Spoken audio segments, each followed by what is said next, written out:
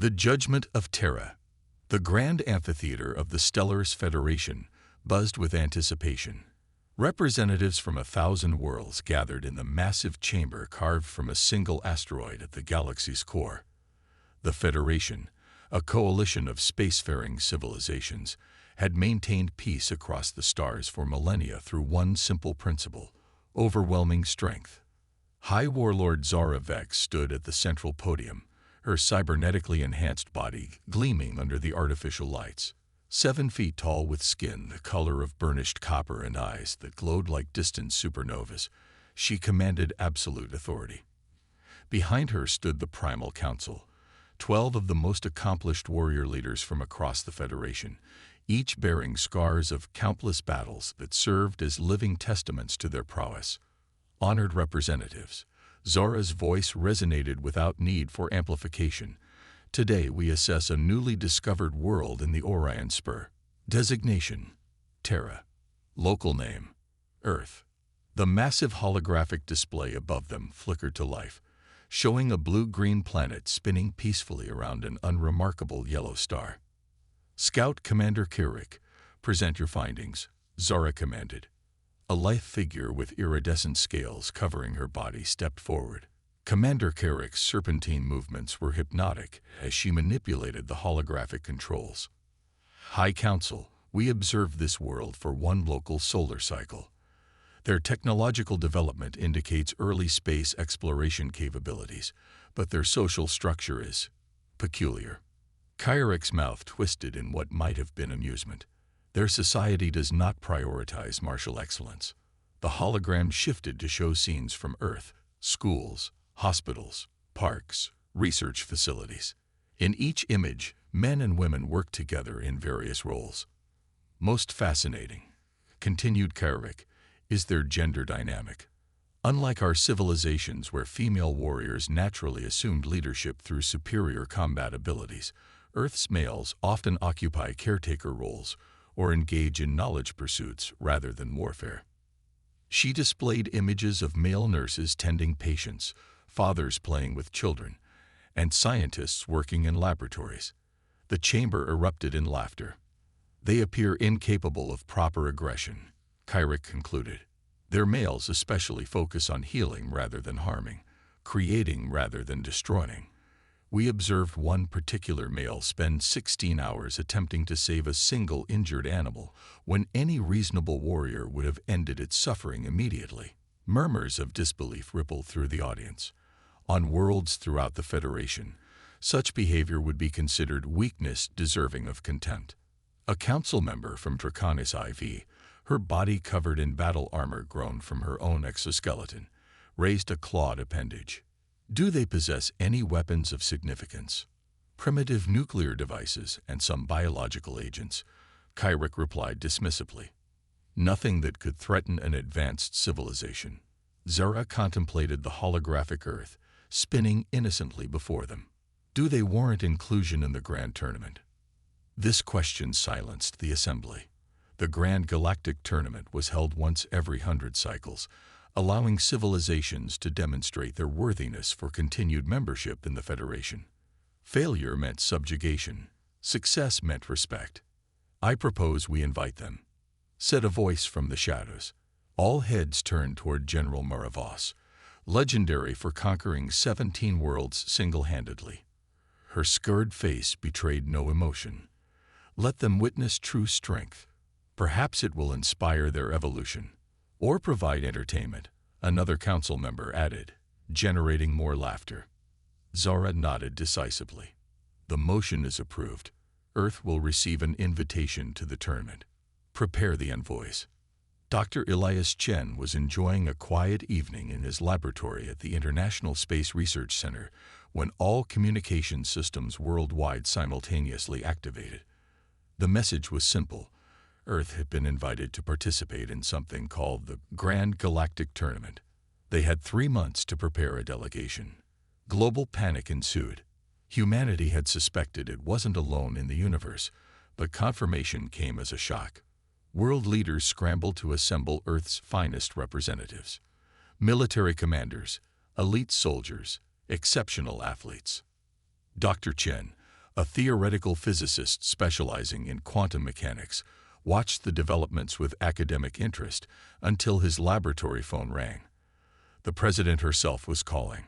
"Dr. Chen," she said without preamble, "we need you on the delegation." Elias nearly dropped his coffee. "Madam President, there must be some mistake. I'm a physicist, not a diplomat or soldier. This isn't negotiable, Doctor. The aliens provided specifications for their faster-than-light travel systems. Our engineers can build it, but we need someone who understands the theoretical underpinnings. You wrote the paper on quantum displacement theory that forms the foundation for this technology. But surely there are others. No one with your comprehensive understanding. The delegation leaves in 2 weeks. You'll be accompanying General Rivera and her team." The line went dead before Elias could protest further. He stared at his reflection in the laboratory window, a slight man of Asian descent with unruly black hair, wire-rimmed glasses, and perpetually ink-stained fingers. At 42, he'd never thrown a punch in his life, preferring equations to confrontations. How could he possibly contribute to a tournament? The Earth vessel, hastily constructed using the provided specifications, arrived at the tournament station after a 3-week journey. The massive structure orbited a neutron star, drawing immense power from its radiation. As Earth's delegation disembarked, they found themselves surrounded by beings of all descriptions, many clearly evolved for combat. General Elena Rivera led the Earth contingent with military precision. A decorated veteran of several peacekeeping missions, she stood tall and proud despite being dwarfed by most alien representatives. Behind her marched 20 soldiers representing Earth's finest special forces, followed by Olympic athletes and martial arts champions. Dr. Chen shuffled at the rear, clutching his tablet computer and trying to avoid eye contact with the intimidating aliens. He felt profoundly out of place. Their welcoming committee consisted of Federation officials led by Commander Kirik. The serpentine alien's gaze passed dismissively over the humans until it reached Chen. Her multifaceted eyes narrowed. "What is this?" she asked, pointing at Elias with a scaled finger. General Rivera stepped forward. Dr. Elias Chen, one of Earth's foremost scientists. Kirik circled Elias, studying him like a curiosity. "This male is a participant. He bears no battle scars, possesses minimal muscle mass, and his posture indicates no combat training. Dr. Chen is essential to our team," Rivera stated firmly. "How fascinating," Kirik replied, her voice dripping with condescension. "The tournament begins tomorrow. Your species will be evaluated on strength, tactical acumen, and warrior spirit. I suggest keeping your scientist safely behind your actual warriors." As the Federation representatives departed, Elias heard unmistakable laughter echoing down the corridor. "Don't let them get to you," General Rivera said, noticing his discomfort. "We need your brain, not your brawn." Elias nodded, unconvinced. "What exactly am I supposed to do here, General?" "Monitor their technology. Understand their systems. Knowledge is power, Doctor. Sometimes the most important battles are won before they're fought." That evening, the Earth delegation attended the tournament's opening ceremony. The vast arena housed representatives from hundreds of worlds, most bearing visible signs of warrior cultures.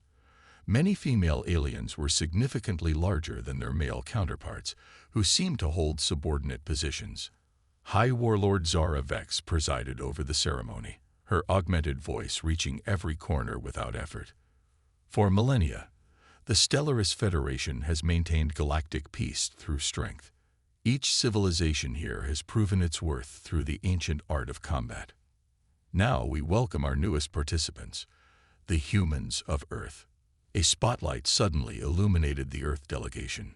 General Rivera stood proudly, her team at attention behind her.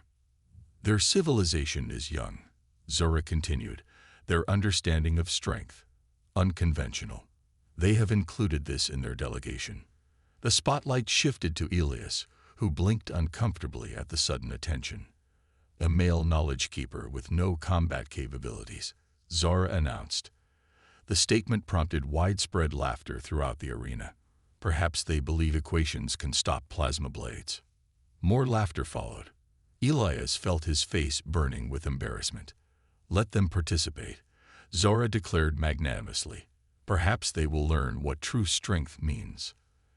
As the ceremony concluded, aliens from various worlds approached the Earth delegation, not to welcome them, but to satisfy their curiosity about these strange humans who brought a scholar to a warrior's gathering. A massive female from a high-gravity world prodded Elias with a finger the size of a sausage. "Can you fight, little male?" I'm more useful with my mind," Elias stammered. This prompted howls of amusement from the gathering crowd.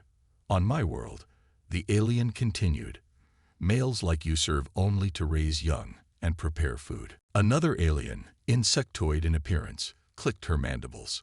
Perhaps he is their mascot. A pet. General Rivera intervened before the situation could deteriorate further. "Dr. Chen is a valued member of our team. On Earth, we recognize many forms of strength." "How quaint," Commander Kirik said, appearing suddenly among them. "Tomorrow's challenges will accept only one form of strength, humans. I recommend you keep your fragile male safely confined to your quarters." As the Earth delegation retreated from the increasingly hostile gathering, Elias wondered if coming had been a terrible mistake. How could humanity possibly compete against civilizations that had evolved specifically for warfare? And what place did a theoretical physicist have among warriors? Little did he know that the universe was about to present him with a problem that no amount of physical strength could solve: the strength of knowledge. The tournament's first day dawned with a series of combat trials. General Rivera and her soldiers performed admirably, demonstrating Earth's martial arts and tactical thinking. Though they didn't win any events, they earned grudging respect by not being immediately eliminated. The aliens seemed surprised by the humans' adaptability and determination. Dr. Elias Chen watched from the sidelines, absorbing everything about the tournament's structure and technologies. The station itself fascinated him, a marvel of engineering that harvested energy directly from the neutron star it orbited. While the warriors fought, Elias studied, noting patterns in the station's power fluctuations that seemed concerning. During a brief recess, he approached General Rivera.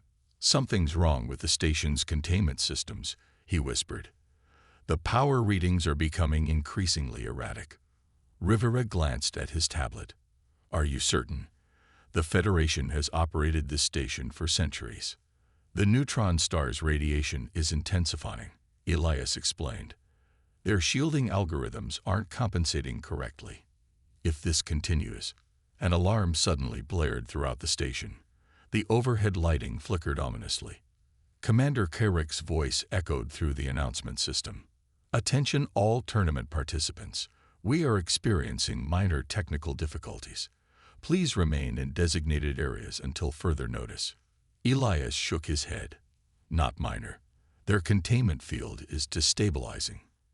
"If it fails completely, how bad?" Rivera asked, recognizing the gravity in his expression. "Total structural failure within hours. Everyone on this station will die." Rivera's face hardened into determination. "We need to alert them immediately." They found Commander Kirik in the station's control center, surrounded by Federation technicians frantically working at control panels. The serpentine alien hissed with displeasure when the humans entered. "This area is restricted," she snapped. "Your containment field is collapsing," Elias said without preamble, stepping forward with his tablet. "The neutron star's radiation has intensified beyond your system's parameters." Kirik's eyes narrowed dangerously. "How dare you presume to understand our technology, human?" "He's right," interrupted one of the Federation technicians, looking up from her instruments. "The radiation levels are exceeding safety thresholds. Containment failure projected in 3 hours." The control room erupted into chaos. High Warlord Zara Vex herself arrived moments later, her cybernetic enhancements gleaming with nervous energy. "Evacuation is impossible," a technician reported. "We have over 10,000 representatives on board, and insufficient transport capacity. Even if we began immediately, we could save only 20%. Zara's glowing eyes swept the room, finally settling on Elias. You, the Knowledge Keeper. You identified this problem before our systems alerted us. Why? Elias swallowed hard. I noticed power fluctuations during the competitions. The pattern indicated radiation leak through in your quantum barrier. Can you fix it? The question was direct, without the previous condescension. Elias studied the readouts on the Federation control panels. Possibly. Your containment field uses a variation of quantum displacement theory. I've been working with similar concepts, though at a much smaller scale. We have the Federation's finest engineers, Kyrick objected. We don't need a primitive human's help. Zara silenced her with a gesture. The Federation's finest engineers just informed me that we're all going to die. I'll accept help from anyone offering a solution. She turned to Elias. What do you need?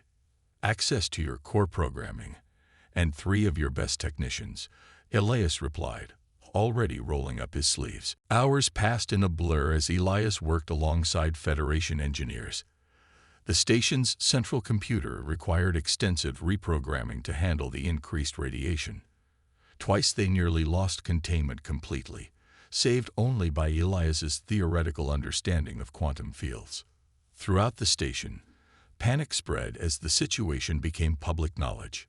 Warriors who had been competing fiercely just hours before now huddled in fear, facing an enemy they couldn't defeat with strength or weapons.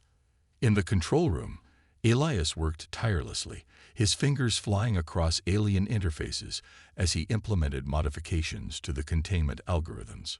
Sweat poured down his face, his glasses repeatedly sliding down his nose until he finally removed them entirely. The field is stabilizing, announced a Federation technician, amazement in her voice, radiation levels decreasing. A cheer erupted from the assembled staff. Elias slumped in his chair, exhaustion overtaking him. He'd been working without break for nearly 5 hours. High Warlord Zora approached him, studying his exhausted form with newfound respect. You have saved 10,000 lives today, Dr. Chen. The Federation owes you a debt. Commander Kyrick stood nearby, her earlier disdain replaced by confused reassessment. How did you know what to do? Elias smiled tiredly. On Earth, we place value on understanding problems, not just overpowering them. Some challenges can't be defeated with physical strength. A curious philosophy, Zara mused. Perhaps there is wisdom in your world's approach that we have overlooked. The tournament was suspended following the near disaster. Instead, a ceremony was held honoring Dr. Elias Chen and the Earth delegation. Representatives from worlds that had been mocking humans just days before now approached with genuine curiosity. I have served on 17 battlefields, General Maravos told Elias, but never fought an enemy like radiation. Your courage was impressive. Not courage, Elias corrected gently, just problem solving. High Warlord Zara addressed the assembled representatives. For millennia, the Stellarist Federation has defined strength through combat prowess. Today, we were reminded that strength takes many forms. The humans of Earth have demonstrated a different kind of power, the strength of knowledge. She gestured toward Elias. This male, whom many dismissed as weak, possessed the specific strength needed when physical might was useless. Perhaps it is time for the Federation to expand its understanding of power. Commander Kyrick stepped forward. I propose a formal alliance with Earth, not as subjects, but as equals. Their perspective would be valuable. The motion passed unanimously. As the Earth delegation prepared for their journey home, Elias found himself surrounded by alien warriors seeking conversation rather than confrontation. Many asked about Earth's educational systems, scientific advancements, and social structures. Your males and females work as equals, asked a young warrior from a distant world. And this makes your civilization stronger. Diversity of thought and approach is our greatest strength, Elias explained. When we face challenges, We need different perspectives to find the best solutions. General Rivera joined them, smiling at Elias with newfound respect. Dr. Chen just gave the galaxy's greatest warriors a lesson they won't soon forget. What lesson is that? Asked the young alien. That true strength isn't always visible, Rivera replied. Sometimes it resides in the mind rather than the muscle, in creation rather than destruction. And sometimes the person you underestimate most might be the one who saves you in the end. As their ship departed the station, Elias gazed out at the stars. Humanity had not won the tournament in the traditional sense, but they had achieved something far more significant. They had changed the perspective of an entire galactic civilization. The universe, it seemed, had room for many different kinds of strength, and Earth's unique approach had just earned them a place among the stars.